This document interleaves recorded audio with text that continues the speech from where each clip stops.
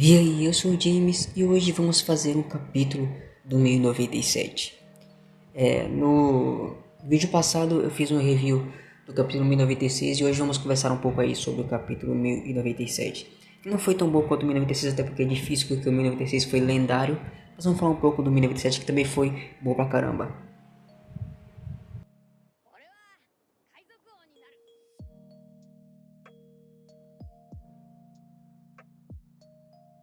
A primeira coisa que ficamos sabendo aí nesse capítulo é que o Kuma ajudava as pessoas do vilarejo, né? Curava suas dores e depois tomava essas dores para si, porque senão essas dores poderiam voltar para as pessoas, né? Por causa do poder lá da pata e tal. E o Oda e o Zoro simplesmente toma aquela dor uma vez, quase se ferrou, e o Kuma toma essas dores toda semana. Mas será que foi equivalente àquela dor do Luffy lá? Será que é? Era um negócio grande assim tal. O Kuma ficava todo quebrado. Pode ser equivalente à dor do Luffy lá. Até porque era de várias pessoas, né? Não é só de uma, tipo, era da cidade inteira e tal. Faz sentido. E a primeira questão é, a gente sabe que o Kuma é extremamente gentil e tal. Como é que ele ganhou essa alcunha de O Tirano? Será que é fake? Tipo assim, a Marinha colocou esse título nele só porque, ele é gentil, então vamos botar o inverso. Vamos colocar que ele é o tirano, não sei o que. Ou realmente, depois que ele se tornou ciborgue, ele ficou descontrolado alguma hora e sem querer atacou uma cidade e tal, como ciborgue, como pacifista, né? E aí ganhou esse título de O Tirano. Ou até nem precisava ser ele, o primeiro pacifista, sei lá, que criou o primeiro clone dele, né? A réplica dele, do pacifista, atacou uma cidade. E aí as pessoas pensavam que era ele, né? Aí ficou tipo o tirano, mas na verdade era o clone dele, o pacifista, controlado lá pelo Sentomaru, criado pelo Vegapunk, né? O segundo fato desse capítulo, né, que aconteceu foi que aparentemente há 14 anos atrás a Bonnie ainda não tinha nascido. E tem essa informação aí, até porque a Ginny não aparece com a Bonnie do lado há 14 anos atrás, e a Bonnie aparenta ter 23, 24 anos, se não me engano, no mangá. E a Ginny não aparece com a Bonnie do lado há 14 anos, nem o Kuma. Ela não aparece. Então, tipo assim, será que ela realmente é uma criança? A Bonnie tem 13 anos, 12 anos, ou ela é um clone da Ginny?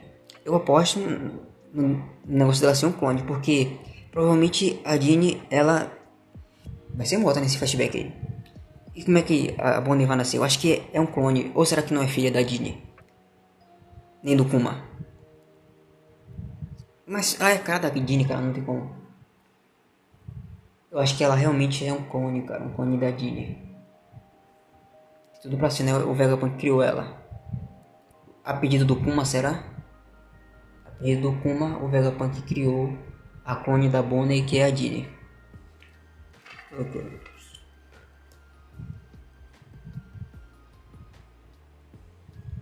Outra coisa que é, na página 10, o Dragon e o Ivankov aparecem lá. Aparece a silhueta lá do Dragon que parece muito o Zebek, né? Todas as silhuetas do Dragon parecem com a silhueta do Zebek, até porque não sabemos a cara dele, né?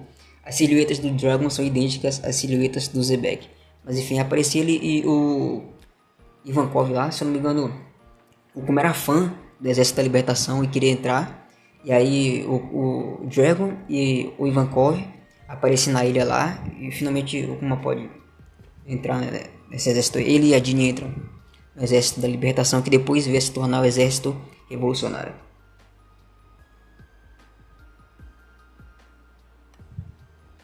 Qual o poder do Dragon? É uma coisa que eu me pergunto sempre. São duas coisas que eu me pergunto sobre o Dragon. A primeira é, qual o poder dele? Existem várias especulações, né? A mais forte é que ele tem a logia do vento. Até porque faria sentido, até porque ele foi marinheiro, né? E poderia ter sido um almirante. Os almirantes enfim, os almirantes originais do Pet Time Skip. Os três tinham logias, né? Então o quarto almirante, que deveria ser o Dragon, também teria uma logia, e seria a logia do vento. Seria o verde, né? A cor verde. Tinha o amarelo, azul, o vermelho. E aí o Dragon seria o verde. E aí seria a logia do vento, né? Mas tem uma segunda que é muito forte, que poderia ser a serpente lá do México, que eu esqueci o nome agora. E também tem a terceira que é daquela lenda indígena lá do pássaro e tal que controla tempestades, porque o Dragon controla tempestades. Eu gosto muito dessa teoria aí, de que ele era essa ave aí lendária que controla tempestades e tal, ventos. Eu esqueci o nome agora. Mas enfim, eu não vou lembrar. E eu não anotei o nome. O Dragon, ele fez essa tatuagem dele da cara. Eu tive aqui 22 anos atrás, ele ainda não tinha essa tatuagem, né? E a gente vê que 14 anos atrás, ele já tem a tatuagem. Ou seja, ele fez de 22 anos a 14 anos. Nesse tempo aí, essa tatuagem na cara. Se é uma tatuagem, né? Pode ser uma coisa do poder dele e tal. Cicatriz não é, foi feita ali, né? Ou é alguma coisa do poder dele que fica na cara, assim. Mas o que significa essa tatuagem, né, cara? Será que é uma homenagem às tribos aladas dos céus, os Xandians e tal? A família Monkey tem uma certa ligação com os Xandians, né? O jogo tem muita cara dos pessoal, tipo, muita cara do King, né? Os Larianos têm essa parada. Eles têm um pouco de semelhança, né? O Garp usava aquela touca de cachorro e tal, que também é uma coisa que os Xandians usam, né? Essas paradas assim, se eu não me engano.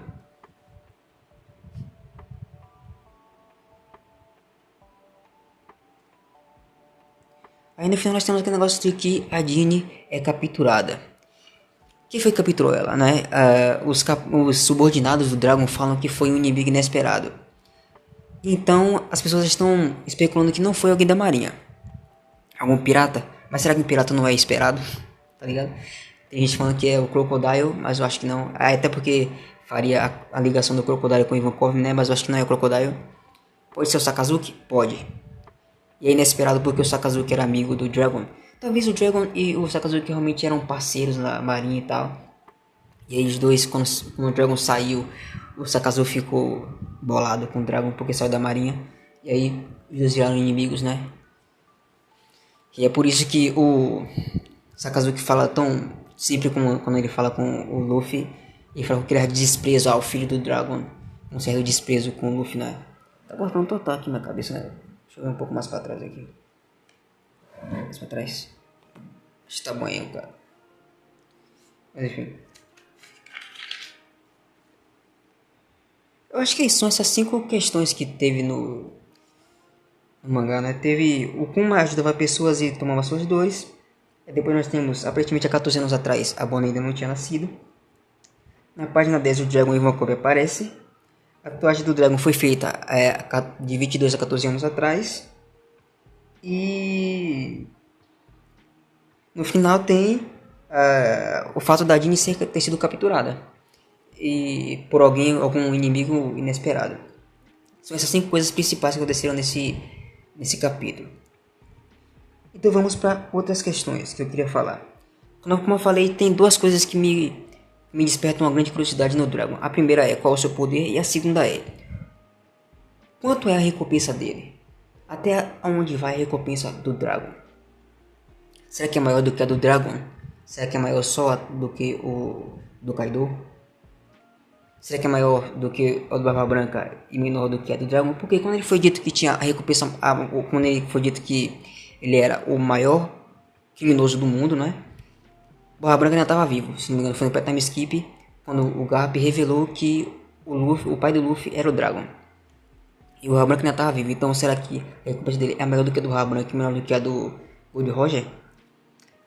O fato dele atacar sempre o governo mundial faz ele ser mais perigoso do que o Roger? Ter sido mais perigoso do que o Roger, afinal ele ataca diretamente, né, o governo mundial e tal.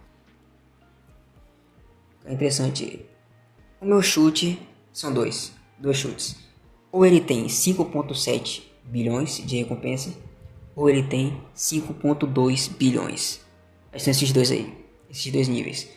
Ou é maior do que o do Barra Branca e menor do que o do Gold Roger, ou é maior do que a do Gold Roger, né? Se tornando assim o cara mais procurado da história, 5.7 bilhões.